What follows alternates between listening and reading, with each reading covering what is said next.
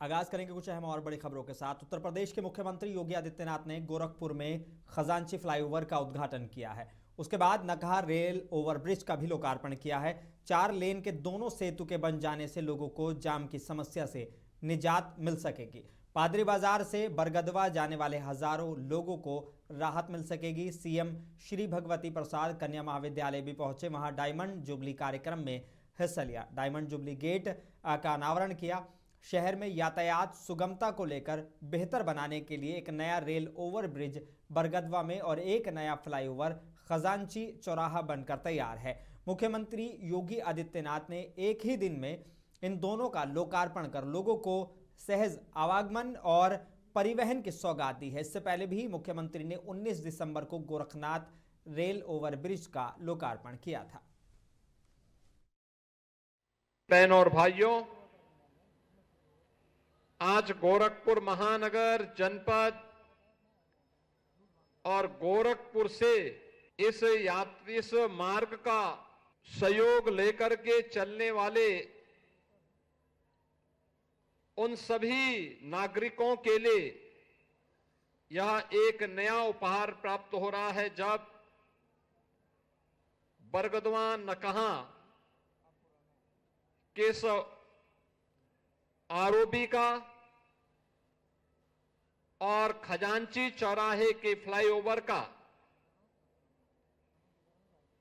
Bridge का हम सब लोकार्पण के कार्यक्रम के उपरांत यहां पर उपस्थित हुए हैं।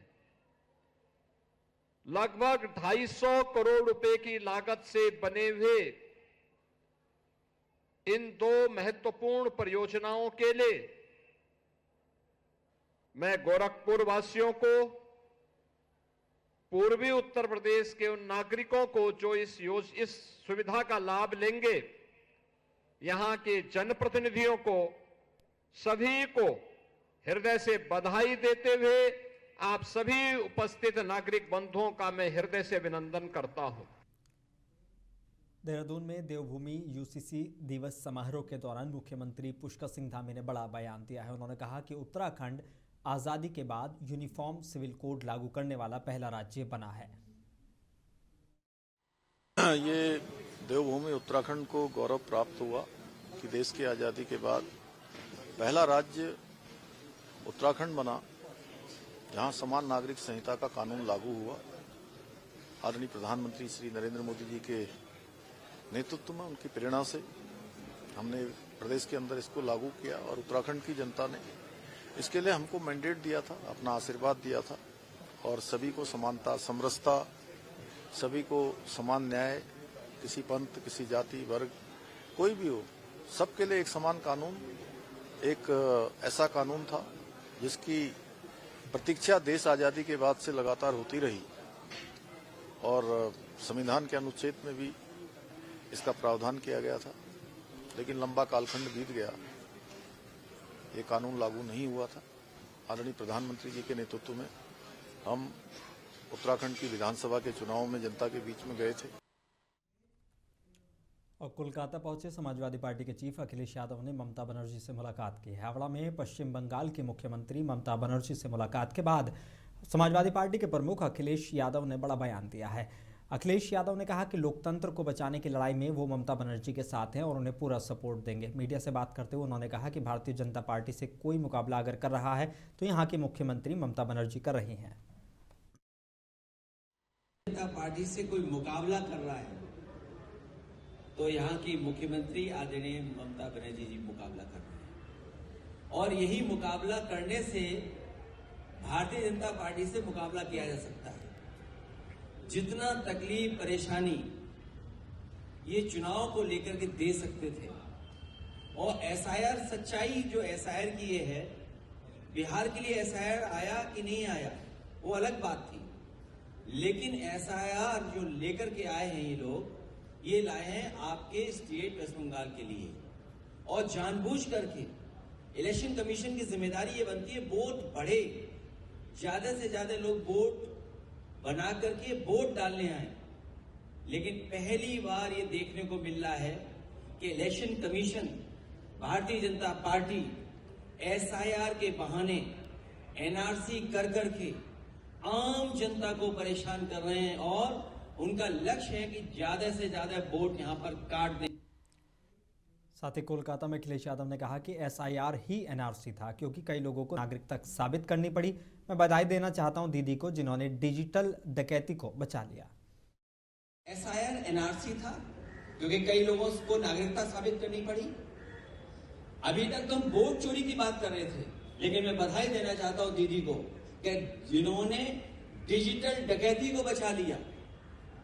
सोचिए, डिजिटल डकैती की उन्होंने, वो क्या हासिल करना चाहते थे? आपकी जो डेटा है उसको हासिल करना चाहते थे। UGC के बदले नियमों पर चल रहे विवाद को आजाद समाज पार्टी के चीफ और सांसद चंद्रशेखर आजाद ने बेबुनियाद बताया है। चंद्रशेखर आजाद ने कहा कि विरोध करने वालों ने गाइडलाइन तक नहीं पढ़ी है।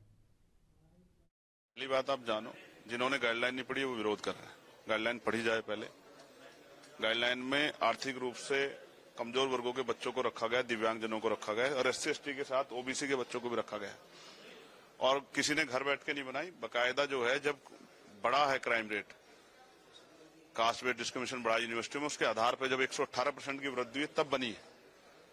तो जिसमें आर्थिक रूप से पिछड़े वर्ग के बच्चों को रखा, आर्थिक रूप से कमजोर वर्ग के बच्चों को रखा गया, EWS के बच्चों को रखा गया है।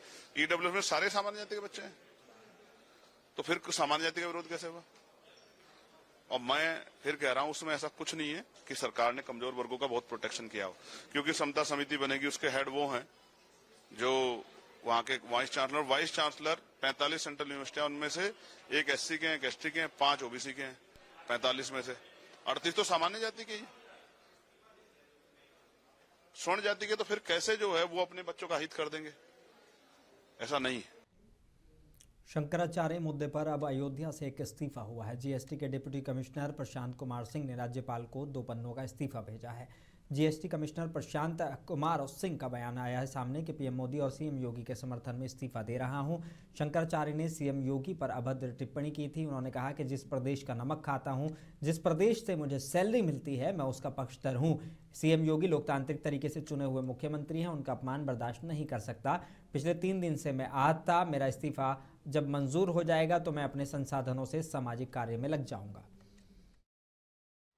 विगत कुछ दिनों से प्रयाग की पावन धरती से इस राष्ट्र को बांटने की, जाति में और धर्म में एक ऐसी कुत्सित प्रयास किया जा रहा था, जिससे मर्माहत होकर मैंने सरकार के समर्थन में, माननीय मुख्यमंत्री जी के समर्थन में, माननीय प्रधानमंत्री जी के समर्थन में, माननीय गृहमंत्री जी के समर्थन में, भारत के संविधान के समर्थन में मैंने इस्तीफा दिया है।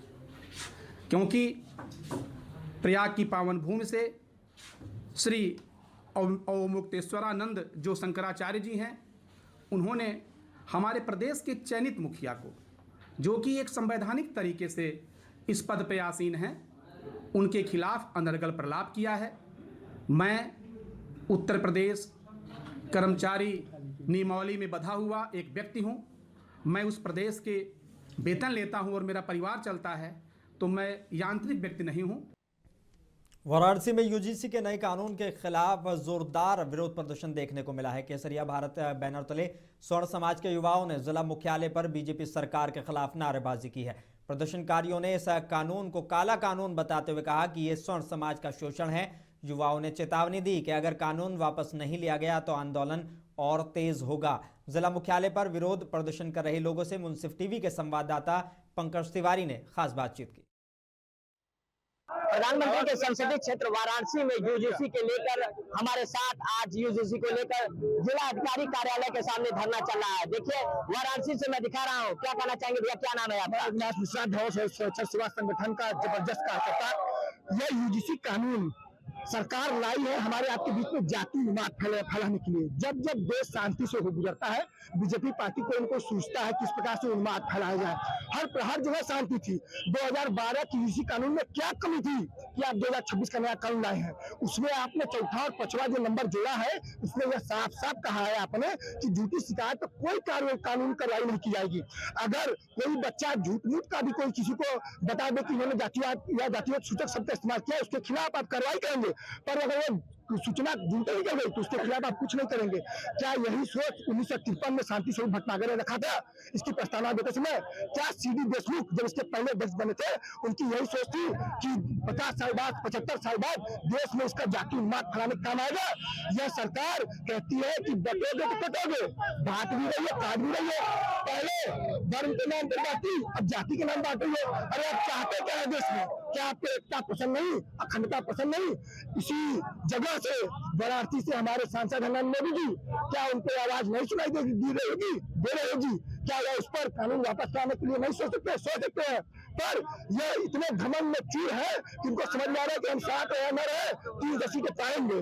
मैं बता दे रहा हूँ 2 सीटें आई थी तब भी हम ही थे, 2 सीटें थी तब भी हम ही थे, 282 तब भी हम ही है। इनको इस बार बता दिया जाएगा कि हमारी ताकत क्या है। हम यहाँ से आज दिल्ली तक ले जाएंगे, आप भी देखिएगा, हम भी उनको कानून वापस लाना होगा। क्या हम लोग जो है अपने पिछड़े और दलित भाई हमारे नहीं है? हम लोग हमारे साथ नहीं रहते हैं, हम लोग समाज में नहीं रहते हैं। हमारे क्षेत्र में आके देखिए वो लोग हम लोगों के साथ कंधे से कंधा मिला के चल रहे हैं। ये देखिए मंत्री के पद पे रहे और इन्होंने कहा कि यूजीसी कानून वापस लो, हम अपने संगठन के साथ लगातार लड़ते रहेंगे। मुंसद टीवी से वाराणसी से पंकज तिवारी।